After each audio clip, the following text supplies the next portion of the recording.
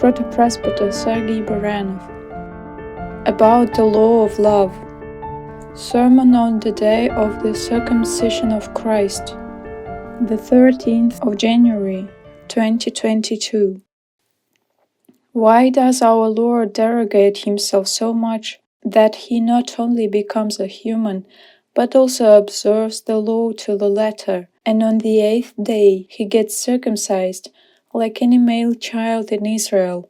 Why does God need to obey the law if he is above the law? The law is established for those who need to know the right directions. Our Lord doesn't want to rule the sons of men by means of law, but he gives us hints through it. If you should go this way, you will achieve spiritual success. But God himself has no need in those directives. And so the law applied to slaves releases them from penalty or mistake. The law applied to the children of God, those who are already free from sin, is not about avoiding punishment, but it is about acquisition of joy. As when I obey the law as a slave, the only purpose I pursue is to avoid punishment or get a reward. Whereas I obey the law as a free man, as a child of God, I don't do it for fear or profit. The only thing I want is to make my parent happy and thus be happy about it myself.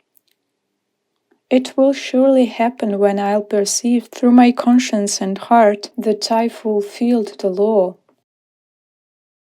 And it won't be the law regulating one's conduct, it will be the law of love. The Apostle, somewhere in the Acts, says that love frees from the law. Nevertheless, I'd like to specify that love frees from the law of slavery, mercenarism, but it doesn't free anyone from the law of love. On the contrary, love imprisons and enslaves more. A person fallen in love is not a free one. He or she becomes a prisoner of love and is ready to lay down his or her life for that love and feels happy about that. That is what the Apostle means, talking about freedom. He talks about freedom from slavery, but not about freedom from love. A person having overcome slavery and mercenarism enters upon a new law, the law of love for God. Some secular people wonder, what kind of slavery are you talking about? It is humiliating to say I'm a servant of God, and at the same time you speak of love. This is not anymore the law of fear or profit. This is the law of love for the one you love.